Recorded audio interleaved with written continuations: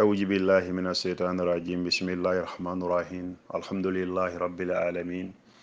والصلاة والسلام على رسولنا نبينا محمد وعلى آله وأصحابه وسلم تسليما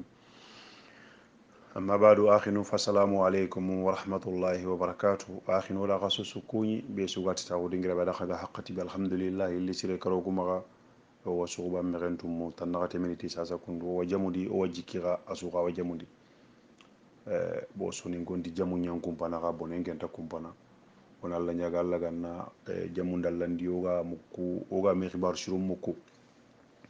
allah ganna kisiro tangañ oɗa xa su kuñi kuɓenuga kanundi aɗo gundun ko oɗa allah ñaga oɗa xa suda kisiyendo tangayana allah maxa allah ganna ñang oɗa xa dangani allah ganna sahara oɗa xa sugunundi noɗa xa kisi watti bure keɓe ga yalla dunayi allah garu moxo siru ñang oɗa xa dangani o dagano kuɓenuga daga allah ganna yampi maxa ni xa ɓurawun noro na kalle hasida bire no hasiro ndo kota lagarun kane fanega he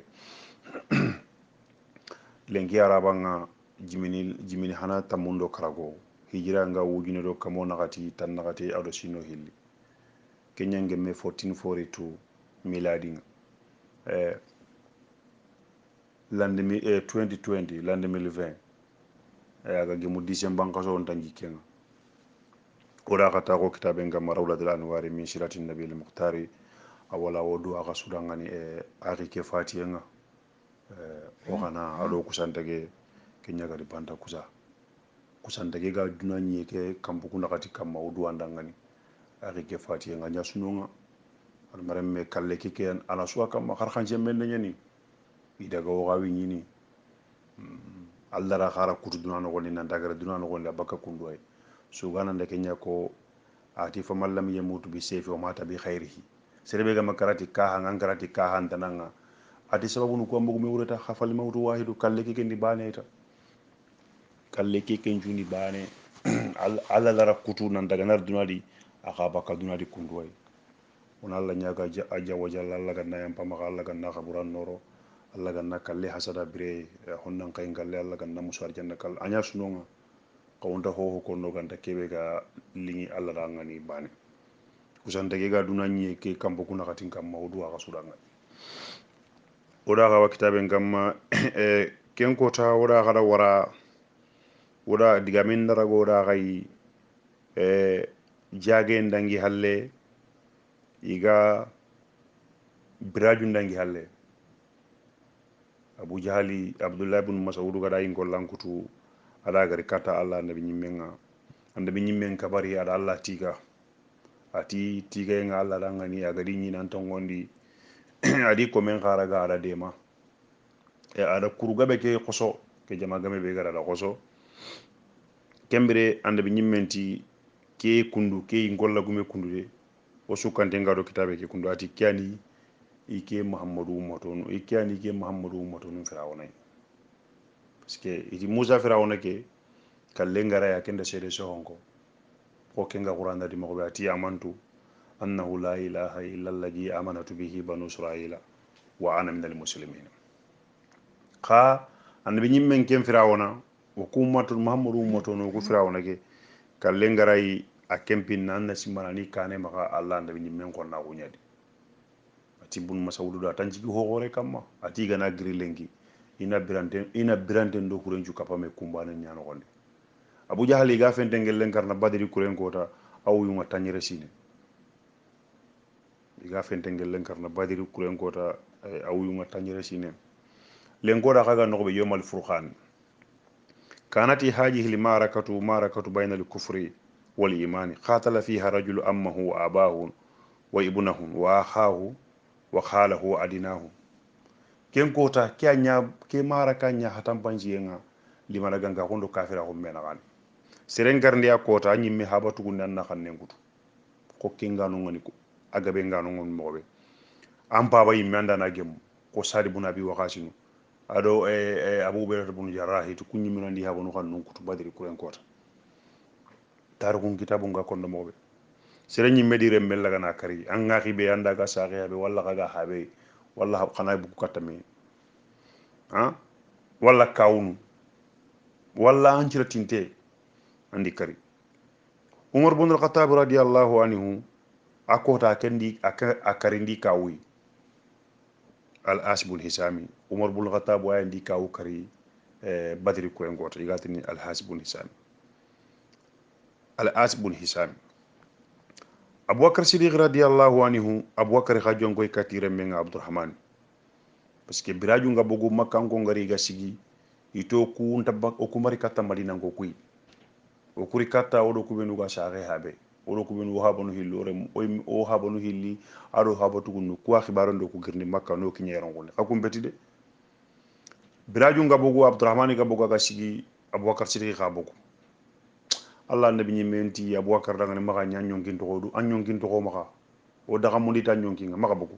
parce que allah nabi ni mendatu sallallahu alayhi wa sallama abdurrahman ci benta habeke an ci bentay jambaru nyen agana bo kata abubakar gana bo kata so ani habakarni annabi ni mem madungi abubakar mbo kata lemmeke ati abubakar daga ne ato o daga mundi tan nyon kin maka daga sa so hajungan abubakar ga maka kence halle hana ayile kata sigirabe annabi ni men ngara nyamar do bana dan cikino ngane maka daga tay muslimon nga ko tay sitindi al abbas bun abun muntalabi annabi nyimmen baba tugunne sallallahu alayhi wa sallama wa hakaja in qata'at fiha silatul kharaba burtinda gon kuti keta anga ri wona saare habe wona négociation ke dambe cuuda bari parce que ado makkan ko naga négociation ke ndiga men ju wolwe sana munde kenya ni tabali ngam anta munde kripu na jigiri na ada dabari to nyamu denga bi kama malla gi nyamarni nanti dunge sa hangaja ogri halle keta ango do ma ko nakada ko mo kusu karama jigendi mani gay kampar mare me gay hada mare me be do ande bi nyimme nga mu haqqati bane andande bi nyimme ngara nyaare ndam to ngondi tay kemma ko to anyille ka ha ngutu kala ande an jigande bi nyimme ngana anda gaja ande bi nyimme nyille kala dankari ko mo kusu karama jigen bayge abbas ibn abdul muntalabi allah ande bi nyimme papa tunen kha badri kuren ko te gelle makkan ko nga madina ko nga telle daga tapole ndo bi lerin jitini awado lemme mbatten ati gere menyani agri maka debe ke dere na tu honta kitani maka maka yaron kun gelli kaga wutu kaga telle bogaro dunana ka kana to yaron kun ka badri kuren kota ida katu maga huru nyaage ne da siti dari madine arika hu kasoran ko be nuga madine arika hukuma burtintagun en katchen kutikata parce que mare ma kun takan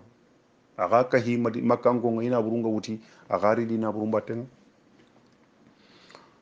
ken kota wa alana allahu fiha kalimatul imanu allah kallan kenda ala kalimatul kufri ala limara ganga kon kalima da kenya bangandi filla kappa ngam bangandi am nam patam pancindi to ngundo gare menagan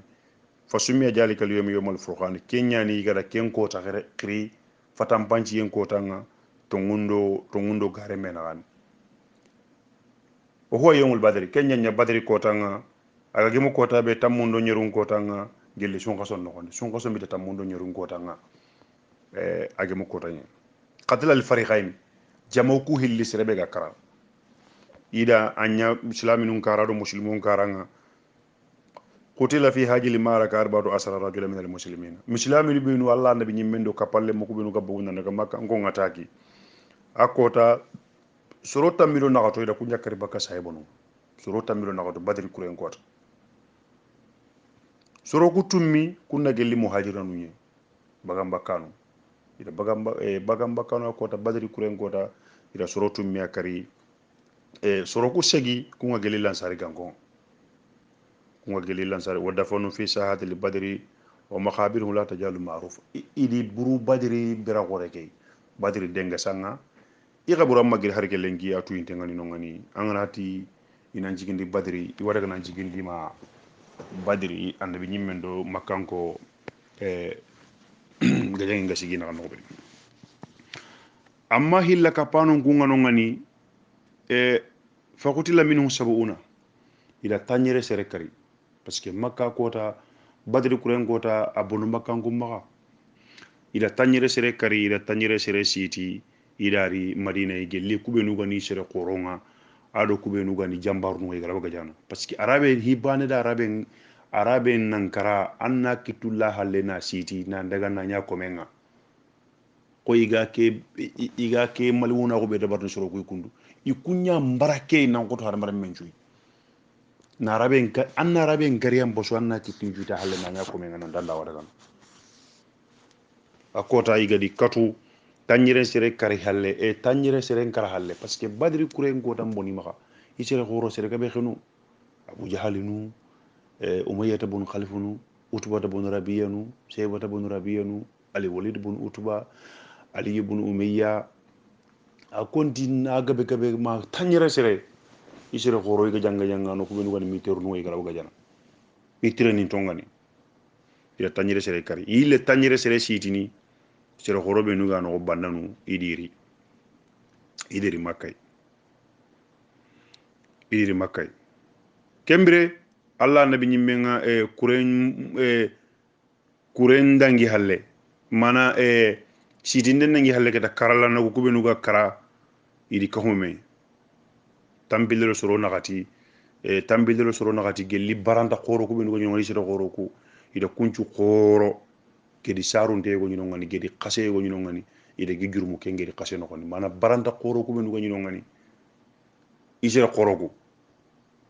ide soro tambilo soro nakati kawme ngande gi timba ke ngedi sarunte no ngani na buri kam kembira allah nabi nyimenga sallallahu alaihi wasallam badri manya juma ngotanye ara juma nyano na sibiti nyano na ala hadi nyano ay kenyati annabi nyimmen ta ko badri bito sikki berambe Allah nabi nyimmen di mo go gemundi nanti wayle ne kata madina keta bito sikki dangi alle tenengen chukbanga gadi mo go gemundi ado sayebo no nyille kata madina ada ga sigi gede ke immendi igara sero qoro ku buru gede khase ke be immendi ada ga sigi immendi adi gangu ti tokonga ti habunu tokonga mana fulana bunu fulana ana kare giri anan kirti kare remme ganan est ce que keda ka kunci wondi ba kada o ku gara ke alla gara ke be nyino ko do ko da ken kitade alla gara ke be nyine ke di kapalle mo nay di shahibonu ko da ken kitade est ce que ka da hon kitaba alla gara ke be nyina kada ngal ke be ka gara ke be kita ka kare no ngani kada hon kita alla gara ke be nyina kada ba kembire wala kenya ko kundu soni ganganne fa inna wajadna ma wa'ada rabbuna haqqan fa hal wajadtum ma wa'ada rabbukum haqqan alla gara kibe nyino kuda tongu wala ken kita de kha alla gara kibe nyina kha gara tongu kha ken kita ba kembira ande nyimmen kapalle mangano umar ibn al-khattab ati ande nyimmen danga ati kuni mana fata duru yonkintidi fata duru nya hay ko yonkintidi intandi kan kanne ke mukko mana huru nyeni kunta digan kanne mukko alla ande nyimmen annabi nyimmen ti kapalle men nga umaru atanga digame ke mukku mo be gana mukku kundunya anta ko te digame ke mukken no ka walakin ikul anta jabindini ka ange nga digame ke mukku mo be gana mukku kundunya biram be nga khibare ngari makkan ko ngananti khibare nga mana khibare nan daga makka ado kata madina ko birambe nga wasala birambe kibare nga kinya kata makkan ko ngananti mushrikinu nga ilupe mana mushrikinu nga daga jange be no gondi isro be no daga qaham bakille no gondi muhammadu daga soroni idi nyide alla di subbi hindi alla di yagundi makkan ko ciusu hammi nandi sasa ke isro ko be no kara ina bari hore ta gundi na sonkon ta gundi men no gondi kenni sonko nyey ko mushrikinu ngonya dabar ni gandi ngam ko be a hataji haraga hataji nan nasira nya tuga Allah nde ma anjire ke ga karagan ko ya gani walla khaswa gani khan ta ko gana sunon dabari kan kembira wa hataji ni na ken dabari iga hammi qa ikanu gadi igana daga ken dabari muslimon nam daga ko nan joya muslimon nam daga kon nan joya qaketa wa kana aswadu وكان الأسود بن أبو المنطلب قتل له ثلاثة بنين كي أسود بن أبو المنطلب كندو إذا لن يكو سيكي أكراران بدل كورن غوتا أدن يكو غورون جرو سيكي إذا سكري بدل كورن غوتا أكن كي أغنو نانتين تاغو إنا باري غورة تاغو نيرم مكو فاتينا إنا سرون توغا إليكا هيا إنشنو إنا سونكون دباري قسموما يجيرم مكو خبارنغو قا makankonga da kabande be da bari ara wara akenga ken no gondi fasamiya leila sauda nahiya akenga ken no gondi uronga robana ra sonko kanne mo kembe sonko kan gore nyemeni ada simma ma o suga nyoga ta ko congress nan ta ko dar nari wona di sero sero summa ke hiraga ko na hige nyawa hi mo kita ona nyille gilo na butu hore ngoto na golle sa ko muhammadi o duna gille na suga ke be la xamin xoro ma kenya sunoy xoro ngiro ndago haju aken le kenya no gondi wurondi atro nga sonko xanne no gondi agara sonko xanne ke mugu fajannal ijanu akenda simma ma mi duniya bo ku ga hateme e darin na wodi sere ma sonko girndi urollo halla akenda so qaru xanne mugu akenda simma ma ahalle ille aray hanake sanjena nan jogoron jage o sonko ndabarni ada igunalle mebe ga ma kanu ngani yakomo le mala ken qeynan tan daga hike imbasketi tibare be ga onu ado ken dalli katti ina ha mu hibe gadun ano gonde birambe a igunalle menga kinyo ngani wa akhibara annaha tabuki ala bairi dallatuhu aw aken daga komo le men daga ri arani yagare ke wa wunu ken bay wunu anyo go men nyan sango gunda ga murun ken no nyina ko sa koridu marna maga baytan kanu jogun mana ko soni gonga tini komonda hamme ikema o kuda wuyen dogono wore munyangara aken nyogo men nyan jango aken bay kenya songo ko re yangana mu wandini haneran tabuki anye dulala habaira o yamuna hamina nawmi athuhuli wala tabuki ala bikri walakinna ala badri takhasiratil juludi ada ku baytan kanu suku mana nasallallahu alaihi o kuda buye ngara nanti ore munkara oto na buten koto sere magawu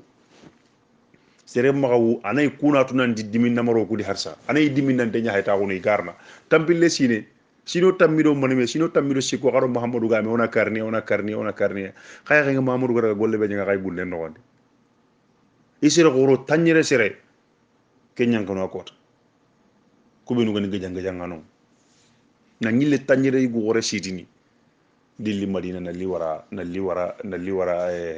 kaso ngano ngan o kura ke subu diminango kudi koy muma sere hari len sere nga mo be ato ko wadi anga kamude nga nyi dan tutu o kura ke munyi ange ngunu na ndinjo ko men nyan jangan ke ma a kan panike agusa kuridu marna maga nda ko baytan kanu sugunu amma ahlul madina ngo النبي نيمن دبي أرسل إليهم رسولا أرسل إليهم رسول الله صلى الله عليه وسلم الله النبي نيمن كاين دي كاتا مدينة غونغا نيغاليندانو هيلي على كون كاي كاتا مدينة غونغا عبد الله بن رواحة على كين كاي كاتا مدينة إلى العالية مانا مدينة كمون وجير بن حارثة على كين كاي كاتا مدينة وريدان مانا غو مثال زانغنا دي كامبودون كانو ادو وريدان كانو ada abdullah ibn rawaha tanke nan daga katta madina yi kamurun kanan na kondira nan di lengi oro kapalle mora fil ora wale mutu ada jira bun harisata bun surahili yamani ada ken kay katta madina wuridan al yahudiya nu nyiketa iga godo manan na madina sarla ligede godo madina no gondi godo de ikundaraga nandi ke khibare be gari kundu Allah nabi nyimen na makanko nyi mana ko sase ndi swahili jurandi ke iro ke mata wa lew parce que annabi nyimen ga bakka nanti ko telle e makanko ngataki ke ani magada sase ke gella go kuma gade be geno gondi rongunne o ko hiba kamaga adi shay bonu ko na ku kita ko kunda kita gunne geno gondi sase ke atoran ko sabago koy kanimi si wasandano ngari ikunda shimma kundo khibara le katia kibari garante imaju nga sakka hikede birambe nga nabi nyimmen do kapalle mo nga kinye madina no gondi madina su khoti nyakaliyen ma madina ga to ko sarlene tahlilan do takbiran subhanallah ngonni do allahu akbar konni madina sarlene tkenye nabi nyimmen di kapalle mo ngarno madina sallallahu alayhi wa sallama radiyallahu anhum jami'an kembre muslimo be nu ga no ngani annabi nyimmen kapalle mo ko be nu ga mataweda e badri kuren gota i subogu ila tarikhil nan daga annabi nyimmen ngi mundi kille no gondi dallo madina no gondi na tallanci wondirin amma Allah nabi nyimme sallallahu alaihi wasallam birambe aga killen no gondi kata madina yi ajon gonte nga kata madina yi ti Allah ide nga logo lokhinna bure nga kayne gadi ala ko mon gasiti ala ko mon gabe ngita kurendi ni siti billi kata madina wasala khariban min safra najala hukmul khanaim birambe aga kinye safrai dingira nyini ga makaro madina naga aga kinye safrai logo lokhinna bure akhibara nyanka suratul anfal فأخرج منها الخمس وقسمها سويا بين الخجوات على تغندي كرغاندي لا قال لا كين غون سورة الأنفال نغوني واعلموا أن ما غنمتم فأن لله خمسه ولرسوله واعلموا أن ما غنمتم فأن لله خمسه ولرسوله تغندي كرغاندي على كلا أنا بني من يغنا كل تغندي كرغاندي مرغا كنا كين النبي هوي أراك أهول لك نغونو فعلم أن ما غنمتم فأن لله خمسه تغندي كرغاندي نيكي الله هوي tampinto be nuga no miskino ne isre lampundo nyiminu imara gajallay aga na Allah khalle laga ana hokini kun tampinto parce que kullan daragana yuruba makhir sa godde katu walla ga watewiya ana hokini kun no gonde annabi nyimme nyaga na ke takandi karagandiraga banu muntala bire moñ hokini kun banu muntala bire mu kenyani ko Allah ga tura qur'an no gon hal jawul ihsanu illa li ihsanu ko tay go Usman bun Affana ado are nyagare ke yakin denga nyigo be al azbun rabia igri de ganda bi nyimmen jagata itangana angana laga lakhinna bure laga takandi karagandi an kaga hokindi bon mutala bire mo wango ku tok o idanga da mekita mo be do gada mek o sudan da mekita kunnunya mano suda ga kahima ma karagandi nyed o suda mekita nonye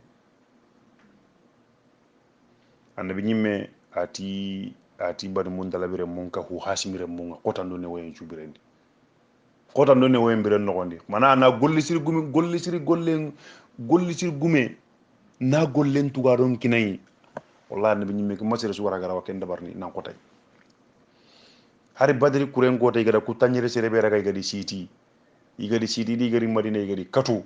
annabi nyimme nga tauna ti wallahi ati mutim bun adi oda kaga dangay halle mako aga daga taifa ko ngada kata gari makka ko ngada tagarno makka no gondi a simmati mutim bun adi gan neron ko ne wallahi haga de mi golle sire be dabar ndan kana golle sire ke tugana lenki nga gilli taifa ko tabe gabaranna lo makka no gondi aya ndire mungiri ni ka hambosi nandi yongutu kamballu ngandi londi makka no gondi aga ga mbirene lengi su adi musrika ko su aga nari katinga nandi na ko sira ka wonu su wala su ni su walla harin ta fi dawra gani nta fi dawra gan har bana su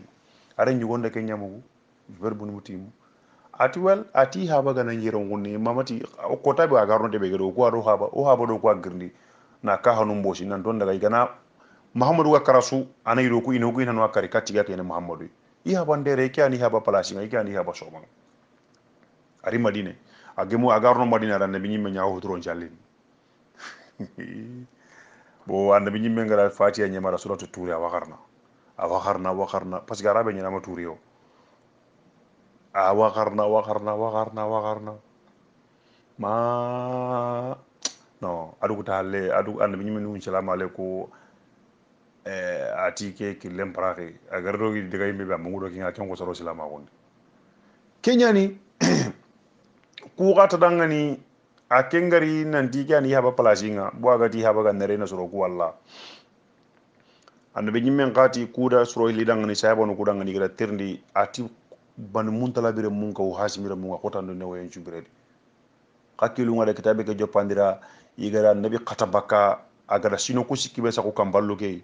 bonu muntala bire mun nyambu kunanga hay sumbuke be gidana kembir hoggabe karano ngani maro silama gondi hoggabe karado annabi nyimmi ke kamballu gane dulle kumbo gudu annabiya nandi sumbu ngona do kisima dangi sima sa hay habi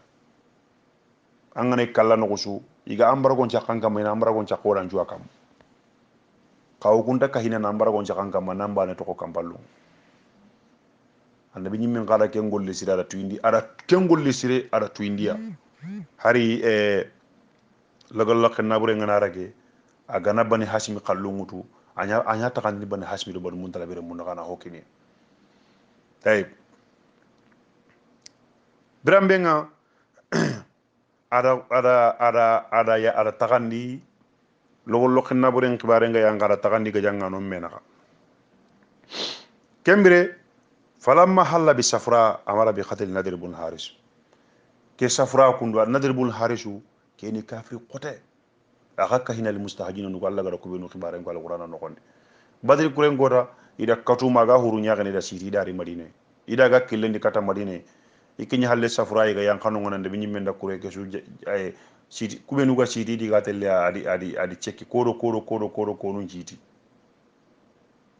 kodo konun jiti idi siti nanu kusu konta dangani nadar bon harisu gati na kan nembo ina ken kari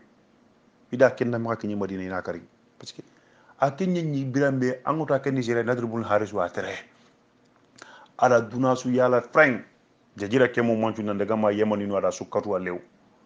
Allah nabi nyimme ngana ta ko aga salihu nu qisa nun qarna wala nuhu nu go daga ga dangay mo be wala ibrahim nu qisa gi qarna anati makkan gonda qari mamadou ga kubinu kon non my friend mambour na kacce lingu nyako no qarata aga tere agra dunasu wore keta kubinu gano agi baru kusagandi aga tole ndakuti Allah nabi nyimme nadir bun harisu ati fadaraba unuqahu ali ibn abi talibi ada ali nyamari nanti ali na gannen kutu Allah nabi nyimme di ali na gannen kutu ila ken namara biram be ngadi iga ido killendi iga daga na iti annabi tikari gawa groupe gan gondi de biar khijabi be iga tinyege dingire gadi amara bi qatil uqbat bun abi mu'iti ati na kari ke uqbat bun abi mu'iti bodu maka kilu ngada yo ke ande me annabi nyimme pentan oda kaga dangay taro gede hallente mo Allah subhanahu wa ta'ala ga ay nyankana gadi yoma ya adu jalim wala yede yaqulu ya laitani lam attakhiju fulana khalila qad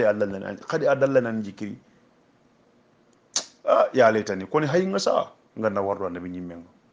ke men nyangi be gata na Allah annabi nyimme penta hari ganda ka kendanko iga na wardo annabi nyimme batten akenya nyagar ko tabi annabi ga sallina al kaaba gadi ayen daga nyugo me ke ho me kan dencu qoro fere mana nyugo me ngana sare hallanko kudo sare hore kedo hallanko ku ara kuncu qoro fere annabi ga sujida daga jurmo Allah annabi nyimme kam ho me kan de kasu masawudul hujali akota ti wasikino ngani saybanu be nu ganu hari gana serebe musuwa anta sagu daga na dangi ni makkan ko ngone ken torande be nyi debarne annabi na tangara na annabi dem anta sagu immo anta saga yebana anta saga yebana fatima wuru den ngiri kan no gondi nalli adi haba ni haba bogo aga ke mekebe kamana na sura ma meke ke suga bakay kemira nabi nyimme nga giri ho daga dangay mo wati allahumma alayka bi malay min quraish ay allah ke groupe bu rebe ga makka ndi xibare ngina Allah anni ndema abdullah ibn mas'ud jati annabi ga rasul to ko kota iga sikino ngani padiri kuren kota idi sukariya ke o wata buna bi moyita ka kayne kunye tayib Allah nabi nyimme iga kinye bi arqi jabiba ke yatina kari faqatalahu asim bun sabit al ansari ki asim bun sabit al ansari ite Allah nabi nyimme ne kya nyamar nan tana xanen kutu yogono ganati ka taru ngitabe ni ti ati ali ibn abi talibi abe gada nadir bun harisi kari etati aliana ga kari amma muslimon kunga kubenu ga bugu na Allah annabi nyimme munditi kabariyenga ido annabi gemun rawhay ida annabi miga annabi kapalle magunu na dallo do men madina no gondi akota iro madina no gondi bangandongani qad khaba kullu aduin annabi nyimme lo kota makka ina ngiri badri kuren kota konne suga nyino ngani keta konna ko nganya maka gundo no gonda sukano Allah fare asukano adu makka ngo ngoda kripu njigindi agara makka ngo ngunyi ke non sereta na maka ta maki nan dado ku wana kripu njigindi ndo nyini bo kembire wa aslama basarun kasiru wa tajahara abdullah ibn ubay wa jumalahu bil islam abdullah ibn ubay ibn salulu kat ki christian perde billaha perde Allah nabi nyi melli halle madina ada qonna wutu ama gari ganye serdo nabi nyi men takke maji hari serdo Allah ko mesire men daga jangen jigini no gollu ngaw ge manki tendi saka Allah nabi nyi me komo Allah komo sire angala hanna nyata guma jengatu hara wadan gelengi andanda ko ke dina ko na ko ngata sunna ngana ko no so andanda ga nan nya ko nen anya sun gadu masalam bonga ken da bayni ken Allah sunna nya gara ken jaba anja tay annabi nyimme ngarni makkay madina hakati be ida memo madina ngona dina anya na ina anya na tunkanyi gon ay yana kingi ngam madina no gondi mi ganu ngati ni kingi na nya tunkanyi gon ina kufune lay mi ngira kanku wonen daga aisha kana ray ngollan annabi gara la qonna ko getele ngonda ne be na tele ngonde na tele ngonde na tele ngonde puru ma wakatu ni ile ne keni palasi ngita amma palasi ngita akara kafiri khay ara silama ko ke bangandi kafira ko wa ke ngunde na wurada junubu ka ganta ko ran nafika ko junubu ta ko rayde innal munafiqina la fi dariki asfali minan nari oga kubenu kondo kondo gati ko monju karma jige nanka hangutuna le sigande bi nyimmen kane ko ani ko monju karma jige nga ali xeman ko tayna ku ngara jahannaba place be sire ngadi ange mbega salli anda farlan jallu ngara gi salli ko do sunga su sine su anga sumunu anga jakkana anga hijin ina langi ngala no ganyen tan ngani ya Allah ga no hon no kombo so sellanga Allah ga no hon no kombo so sellanga Allah ga no hon no kombo so sellanga akendo i groupe dun konu ida munafaka ko ida islama ko bangandi akenga heke imaksadum be de kay gara wari anda bi nyimme nga giri badiri agari ikanu ila islama ko bangandi kenga akabisu kundu ko so ni gonga na kono kange mo kurumendi lemme ma gare mi ga to ko ni abdullah ibn abdullah ibn ubay ibn salul sahibun jalil lemme ki kayni al kutab min al wahyi ki munafiqire nyugo kundu akahina al kutab min al wahyi wahyi ngana yang kan bi nyimme nga soro ben ko nanti khari sahandi kenyina habaga kara habe ke daro ndangani ato ko gadi ala nabi nyimme nyaga nanti maga jalli habay annabi nyimme ndi doro ngide na kasanga ko wagira ko nagada mo be doro ke ginindi manangi ida abdullah ibn ubay ibn salul ida kasanga Allah faran doro kenyen inati badri kuren gota ahaba tugun ne ganyo ngana basa bun abdu mun talabi gara katu gara siti da gari madina igarna kota mullenga be ngadi mullenga siri mullenga abasai abdullah ibn ubay ibn salul ay ndi doro ko temba gandina kina abasai nanti mullenga ngake doro ko terondi akara halle iti annabi da ken golli tar ko kitabu ko nyugo no ken gon nan da annabi da ken golli sira tu garangani aga da mullembo gi haba tugunni ada kasanga al muhim ida kasanga annabi doro ken genyedi ka kesuma ho on hay malla ga qurana nyangani men ndo wa annabi nyimen nanti kudi kapalle mo lengi da ngelle maka sigi sire ga buraka manan danga salline parce que aga daga salle umar bun kitabu rida hale na doro ken laga na hutu umaru yimmeti hige da ngela ti agoda nge mesa gode nda annabi doro kel laga men na hutu anga nyanjelli na abdullah ibn ubay ibn saluli ke kota do ke kota mongwa annabi nyimmi ndu mor daga inni ko yertu idin cugandi ndi anda dabari o ma dabari o ko anda ho hon hanay tay biram benga idangi halle no ngani mana guru igara kubenu siti ولما استغفر رسول الله صلى الله عليه وسلم استسار عاد كبل مغو غيرنا سوران دبر يا غادي كوبل تانيري كسري بولي غروني نيا كامو فأسار أبو بكر بياخذ الفدية منهم وسار عمر بقتلهم أبو بكر أكنتي عند بني من دعني أتونا ما وسار اللجيا كوبل هاي كندو وهبتو كنورمو أدو كده نورمو أدو غونو أدو هاكنو لعل الله هذا ورني أنا رخيرين كبنكني ona fida wulagiya umorti ge ma gaw dungi ti kasoro hili warayke ande bi nyimmen gaay mi waray nano ni angana daga kitabe lemme ko kitabe go mungudo talifu ke to gawo ma kitabu ndiri kitabe lemme go de bari umaru al muwafaqat al umaru ihda wal isirna marra tambile taro tabani umaru diga mundo alla diga munga ge mundo be ati ike madumi oni sukari honna gun tanyane ron gunne de o hay aliya gilli alina abasa kannen gutu sir suga yaran gunne an gide ngam maka doke walla ko honen ngam maka walla habatu gunne ngam maka makkan gudo be nu were ho ni habatu gunne kannen gutu walla ho ni gida kannen gutu ki ona higa nya fulus kesin ike ke wada Allah subhanahu wa ta'ala yimere ay nyan kan nan ga humoru yi nyan dantara kana kada ngani kana mana guru raga kada golle nyo pasasai maga na karnde ngabonde aga nanyi ki adi Allah ra kutonga gemuna lawol lo kana bure ndaga ndi kada ngani hiside mo nyanda nga palle mo kitanade